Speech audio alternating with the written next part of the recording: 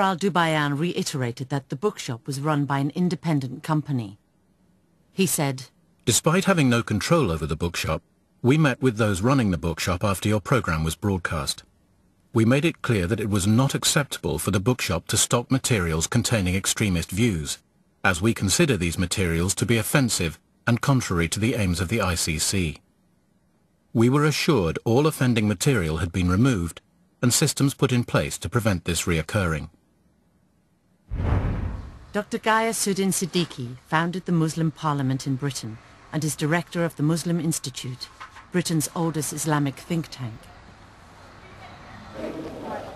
He says the mosque's bookshop has previously been caught selling radical books as well as DVDs.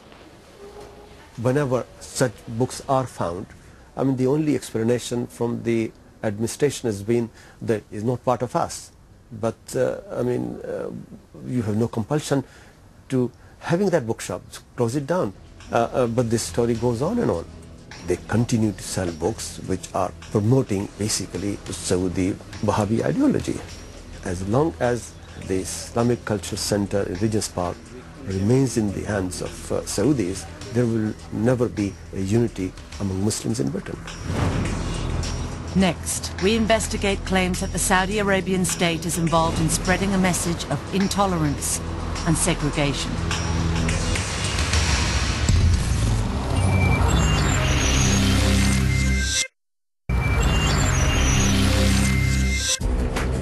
A Dispatches reporter is filming undercover inside Regent's Park Mosque. It's the most important mosque in the country, and one which claims to be dedicated to promoting moderation and integration.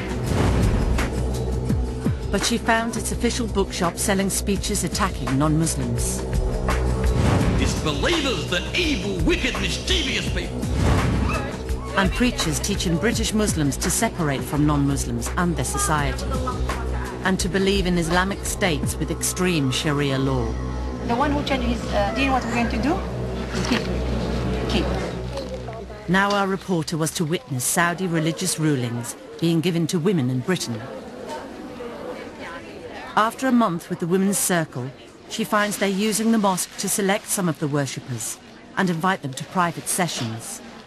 She's asked along. On Friday, would you be able to come? Yes, inshallah. Let me write for you my address, inshallah. She heads for the meeting. It's taking place in a private house in North London. In the mosque, the circle gives general religious instructions to a few hundred women. But here, they're told by a senior member of the circle that they can get individual religious rulings from the Regent's Park Mosque preacher, Salim, which will directly affect their own lives. So Salim, who's our teacher at the masjid, she basically is coming to give a halakha about, various topics, anything you want to ask, anything you want to know. Salim answers their questions with strict rulings on women's personal freedom. She says they can't travel far without a mahram, a male member of the family to escort them. Whoever believes in Allah should not travel without a mahram. This alarms one woman in the audience. Sister, me and my husband, we can't go together. So what do I do if I want to go? Yeah. She's told she can't travel by herself. So what do I do? You go with your husband. The British government says empowering Muslim women is a key part of its strategy against extremism. This year, Gordon Brown launched an advisory group of Muslim women to encourage integration into British society and greater participation in the workplace. The important thing for our country going forward is that every single citizen feels that they have a part to play. The aim is to help tackle radicalism, according to Saudi academic Dr. May Yamani.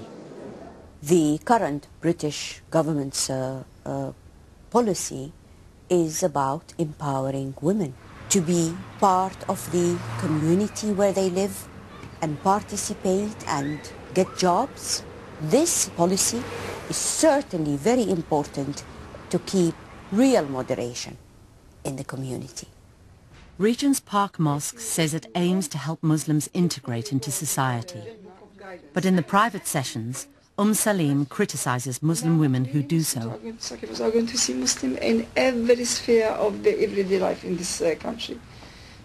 I see Muslims, it breaks my heart when I see them working in banks, short sleeves, sometimes this tight, scarf like this, makeup, you know, being with the kufa all the time, even speaking with the language.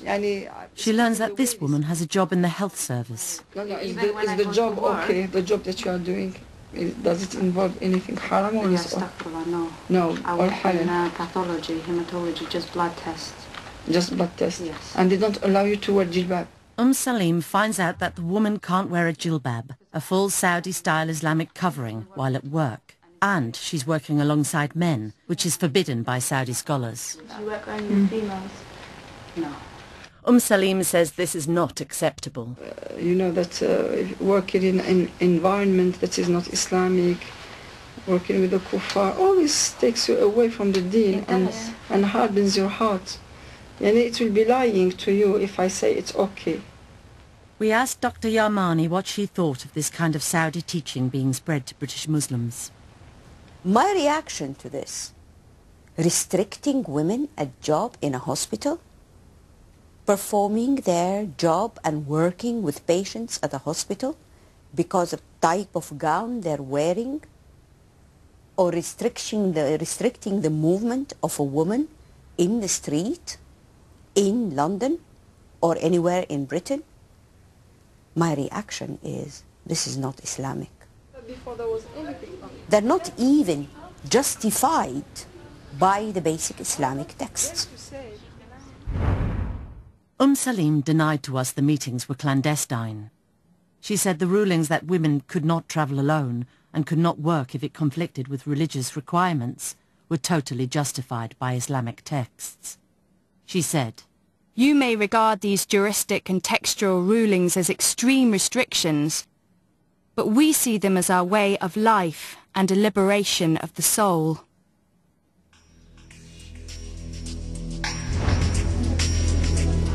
Saudi teachings on women's freedom are also being spread in Regent's Park Mosque's official bookshop.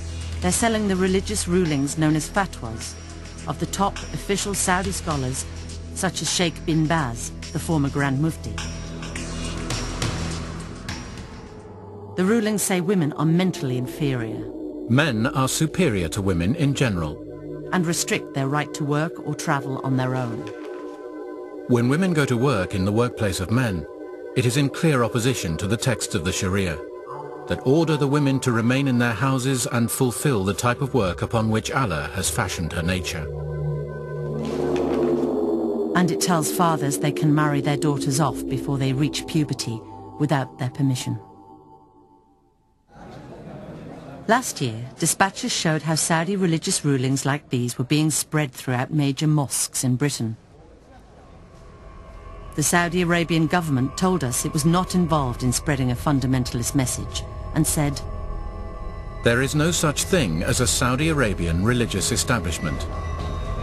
So we asked the experts. There are people in Saudi Arabia, especially at the level of government, who deny that there is such a thing as a Saudi religious establishment. But this is an absolute myth.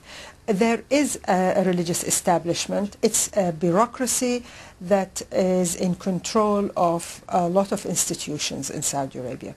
The Wahhabi religious establishment are constantly indulged as the co-rulers of the Saudi government. They control some of the most important levers of power.